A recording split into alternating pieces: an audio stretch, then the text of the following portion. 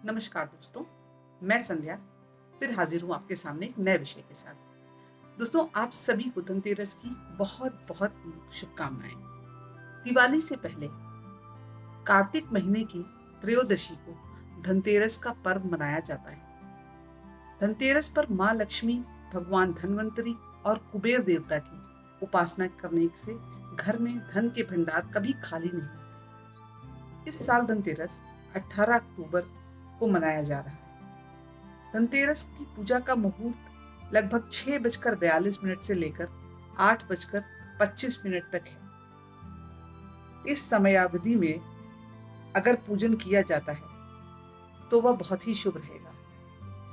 धनतेरस की पूजा के लिए लगभग 1 घंटे 40 मिनट का शुभ मुहूर्त मिल रहा है।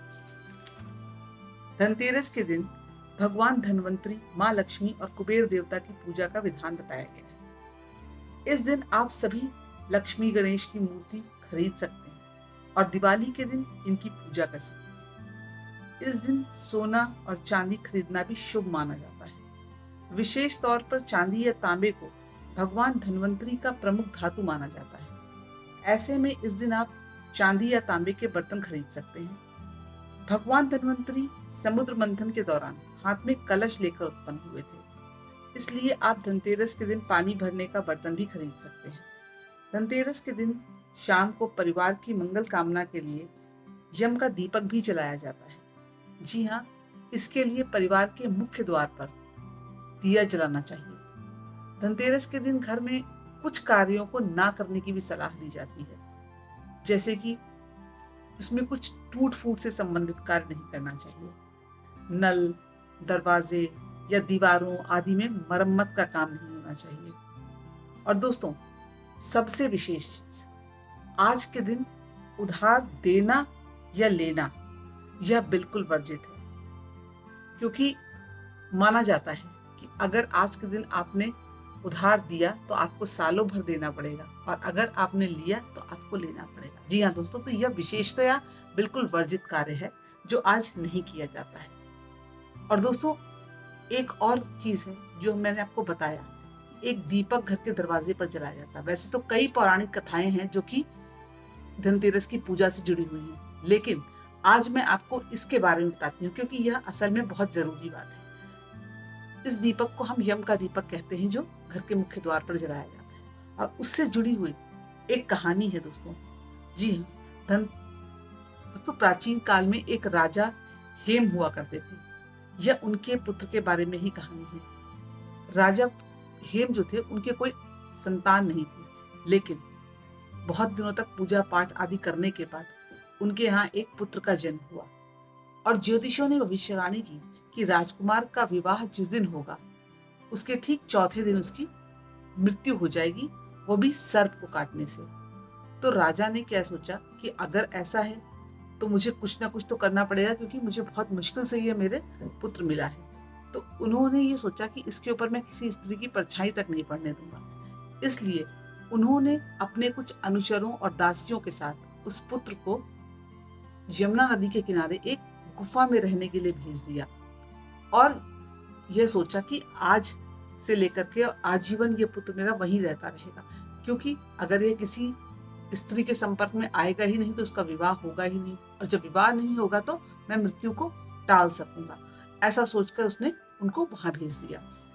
लेकिन दोस्तों, होनी को कौन टाल सकता है। जब उनके पुत्र की आयु 16 वर्ष हुई तो एक दिन वह यमुना नदी के किनारे घूम रहा था। वहां पर एक राजकुमारी आई हुई थी। उस राजकुमारी ने राजकुमार को देखा और राजकुमार ने राजकुमारी को देखा, और दोनों को एक दूसरे से प्रेम हो, और उन्होंने गंधर्व विवाह कर लिया। अब दोस्तों, विवाह तो उसने कर लिया, और जो कि भविष्यवाणी थी कि चौथे दिन उसकी मृत्यु होनी, तो इस बात को वह राजकुमारी भी जानती थी।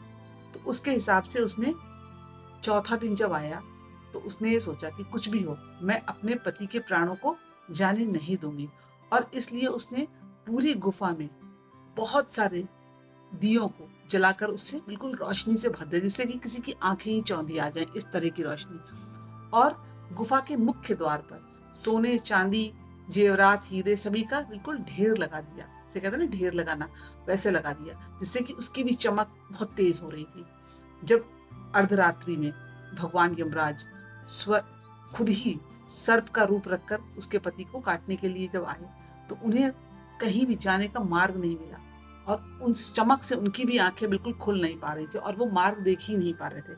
इसलिए वो कुंडली मारकर रात भर उन्हीं स्वर्ण और चांदी के जो ढेर थे उनके पे बैठे रहे और पूरी रात्रि वो वहां बैठे रहे। जब सुबह हुई तो उसके प्राणों को ले जाने का समय तो खत्म हो चुका था, तो उन्हें मजबूरन खाली हाथ जाना पड़ा। तो जब वो ऊपर वापस अपने यमलोक में पहुंचे तो वहां उनके अनुचरों ने बोला कि प्रभु ये कैसा चमत्कार, आज आप जिसके प्राण लेने गए थे उनके प्राण लिए बिना ही आ गए।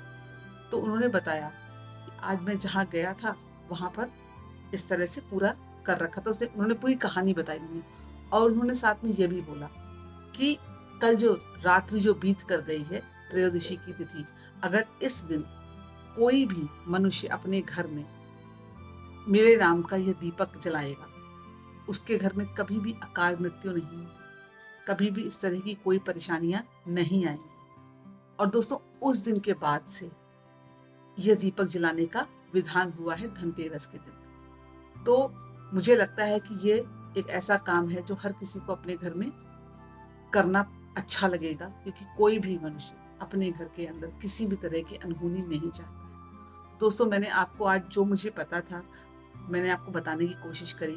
कुछ पूजा के विधान है और एक और कहानी है जो कि मैं आपको बता रही हूँ, छोटे से, मैं जल्दी से खत्म करती हूँ। उसमें आपको जिस दिन धनतेरस की पूजा होती है शाम के समय पर, उस आपको एक कलश में, चाहे वो तांबे का हो चाहे वो चांदी का हो, उसके अंदर सिक्कों को, अगर चांदी के सिक्के हैं तो चांदी के, वरना जो भी हम रोजमर्रा में सिक्के इस्तेमाल करते हैं उनको भर के पूजा के स्थान पर रख के अपने पूरे परिवार के साथ आपको बैठकर वहां पे और जो कुछ भी है फल मेवा मिठाई के साथ में आपको पूरे मन से पूजा करनी है, क्योंकि वह जो कलश है वो साक्षात लक्ष्मी जी का स्वरूप है। उन्होंने खुद, एक कहानी है उससे जुड़ी हुई, मैं आपको फिर कभी बताऊंगी, उसमें लक्ष्मी जी ने खुद कहा था कि धनतेरस के दिन इस कलश को भरकर आप पूजा के स्थान पर रखें और पूरी परिवार के साथ बैठकर इसकी पूजा करें।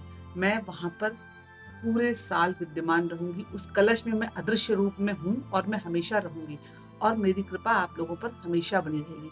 तो दोस्तों इस तरह से जब उन्होंने कहा, तब से यह विधान है कि धनतेरस के दिन कलश में सिक्के भरकर उसकी पूजा की जाती है। इससे आपके ऊपर लक्ष्मी की कृपा पूरे साल बनी रहेगी और साल दर साल करते रहेंगे तो आजीवन बनी रहेगी। दोस्तों ये जो मैंने आपको आज कहानी बताई, मुझे लगता है कि आपके लिए मदद करेगी और भगवान लक्ष्मी की पूजा आप करें।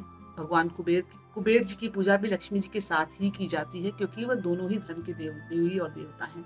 तो दोस्तों लक्ष्मी जी, कुबेर जी और धनवंतरी जी की पूजा भी की जाती है। समुद्र मंथन के दिन ये माना जाता है कि आज ही के दिन समुद्र मंथन में धनवंतरी जी जो हैं वो अमृत कलश लेकर उत्पन्न हुए थे, तो इसलिए कुछ लोग इस दिन को धनवंतरी जी के उत्पन्नता का दिन भी मानते हैं और अमृत के आने का दिन भी मानते हैं, इसलिए भी ये काम किया जाता है।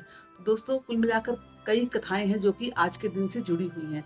आपको जिस भी कथा में लगता है कि आपको मानना है, लेकिन मुझे जो लगता है, मैं अपनी बात आपसे बताना चाहूंगी कि कम से कम यम का दीपक जलाना, कलश भरकर पूजा करना और कुछ शुभ अपने घर में सोना चांदी या तांबा कुछ भी खरीद कर लाना, यह एक अच्छा शुभ कार्य है जो आप करें और पूरे साल आप पर लक्ष्मी की कृपा बनेगी।